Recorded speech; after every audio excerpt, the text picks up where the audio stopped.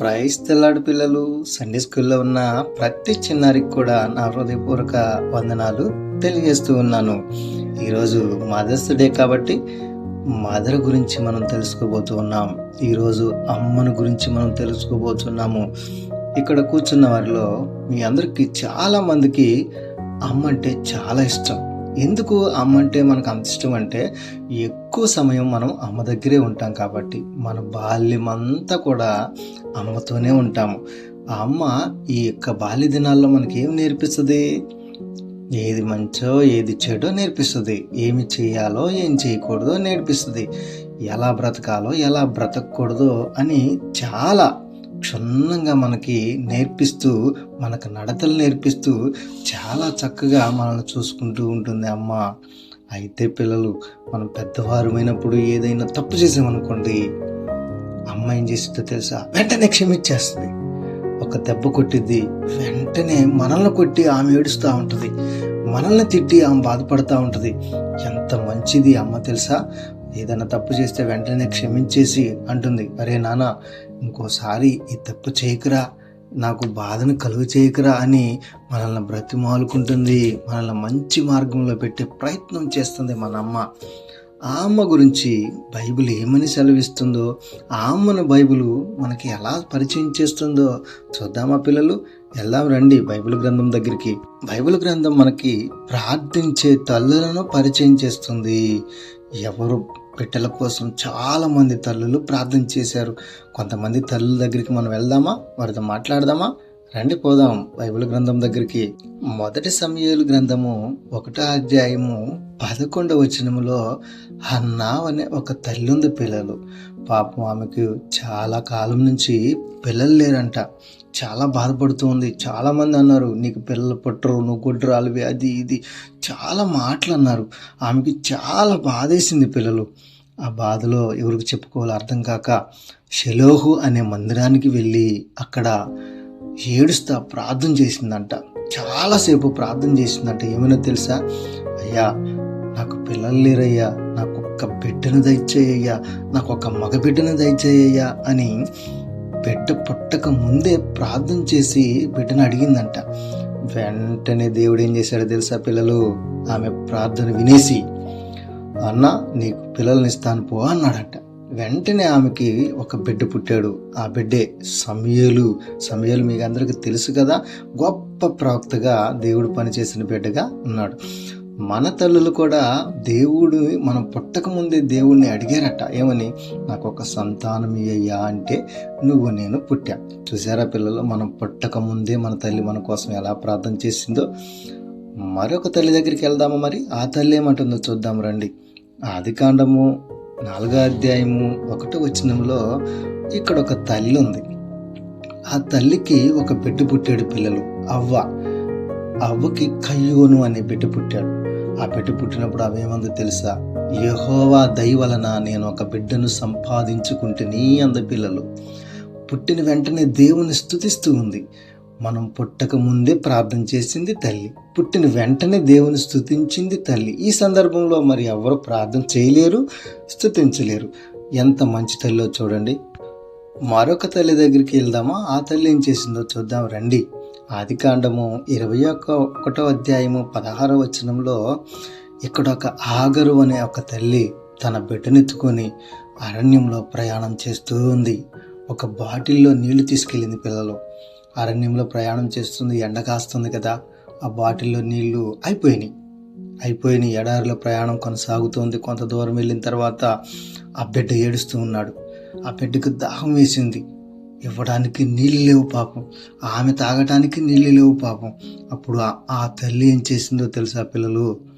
ఆ బిడ్డను తీసుకెళ్ళి ఒక చెట్టు కింద పడేసి ప్రార్థన చేస్తుంది. ఏమన్నా తెలుసా? అయ్యా నా బిడ్డకి దాహం అయ్యా, లేకపోతే చచ్చిపోతాడయ్యా, నా బిడ్డకి దాహాన్ని తీర్చని ప్రార్థన చేసింది. ఆమెకు కూడా దాహం అవుతుంది, కానీ ఆమె దాహాన్ని ఆమె అడగలేదు పిల్లలు. ఎవరి దాహాన్ని తీర్చమంది? బిడ్డ దాహాన్ని తీర్చయ్యా అంది. బిడ్డను బ్రతికించడానికి, బిడ్డ అవసరాన్ని గమనించి తల్లి దాహాన్ని అడిగింది. అప్పుడు దేవుడు వెంటనే ఆమె ప్రార్థన విని ఒక నీటి బుగ్గను పుట్టించి ఆ బిడ్డకి దాహాన్నిచ్చి బ్రతికించాడు పిల్లలు. నువ్వేదైనా అవసరం ఉంటే నీకంటే ముందుగా నీ తల్లి దేవునికి ప్రార్థన చేసి అడిగి అవి నీ దేవుని చేత నీకు ఇప్పిస్తుంది. మన అవసరాల కోసం మన తల్లి ప్రార్థన చేస్తుందని మనకు అర్థమవుతుంది. మరొక తల్లి ఏం చేసిందో చూద్దామా పిల్లలు? మత్తయి సువార్త 15వ అధ్యాయం 22వ వచనంలో ఇక్కడ ఒక తల్లి ఉంది. ఆ తల్లి పాపము కానాను స్త్రీ తల్లి. ఆమె కుమార్తె ఉంది. ఆమె కుమార్తె కంట బాగలేదంట. అసలు ఏమైందో తెలుసా? ఒక దెయ్యం పట్టి అనారోగ్య పరిస్థితిలో పడిపోయిందంట. ఆమె గురించి చాలా వేదన పడింది ఆ తల్లి. అప్పుడు వెంటనే ఆమె ఏమనుకుందో తెలుసా? నా బిడ్డ బాగుపడాలి అంటే నేను యేసయ్య దగ్గరికి వెళ్ళిపోతాను, యేసయ్యతో మాట్లాడతాను, యేసయ్య సహాయం చేస్తాడని వెంటనే యేసుక్రీస్తు దగ్గరికి వెళ్ళిందంట. యేసుక్రీస్తు దగ్గరికి వెళ్ళి, అయ్యా నా బిడ్డ దెయ్యం పట్టిందయ్యా, నా బిడ్డ అనారోగ్య పరిస్థితుల్లో ఉందయ్యా, నా బిడ్డను బాగు చేయండి అయ్యా అని అడిగినప్పుడు దేవుడు ఏమన్నాడో తెలుసా? నేను నీ బిడ్డను బాగు చేయను, వెళ్ళిపో అన్నాడు. అప్పుడు ఆమె వెళ్ళలేదు.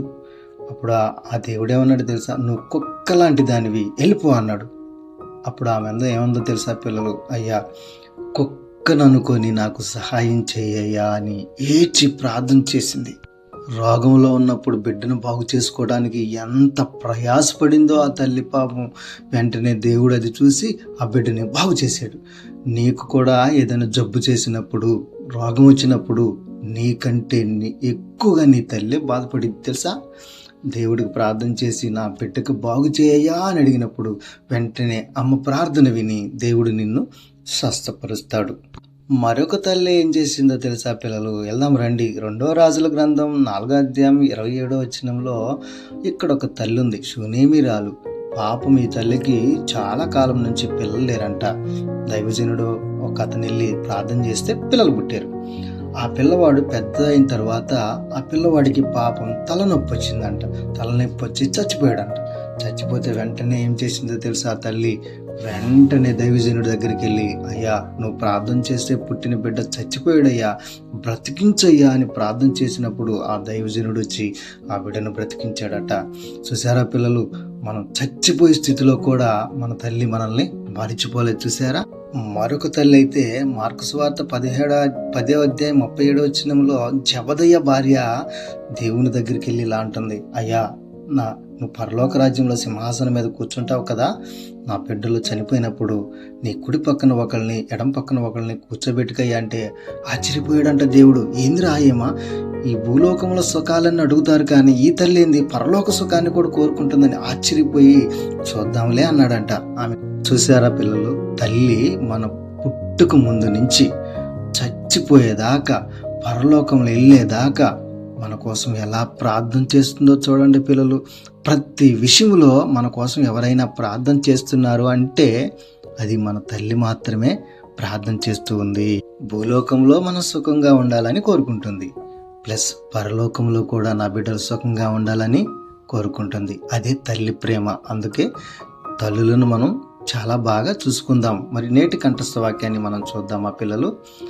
నిర్గమాకాండము 20వ అధ్యాయము 12వ వచనంలో ఇలా రాస్తుంది, నీ దేవుడైన యెహోవా నీకు అనుగ్రహించే దేశములో దీర్ఘాయుష్మంతుడు వగునట్లు నీ తండ్రిని నీ తల్లిని సన్మానించుము అని దేవుడు ఈ వాక్యాన్ని రాసి ఉంచాడు. పిల్లలు, ఇప్పుడు అర్థమైందా? మన తల్లి మన కోసం ఎలా ప్రయాసపడుతుందో, ఎలా ప్రార్థన చేస్తుందో, ఏ పరిస్థితిలోనైనా నీకు అనుకూలంగా మార్చేది నీ తల్లి. ఏ స్థితిలో ఉన్నా నీ కోసం మొరపెట్టేది నీ తల్లి. కాబట్టి పిల్లలు, తల్లిని తండ్రిని సన్మానించి గౌరవించి వారి అడుగుజాడల్లో మనం నడుద్దామా? మరి మరొక వారంలో మరొక కథతోటి మనం కలుసుకుందాం. Praise the lord.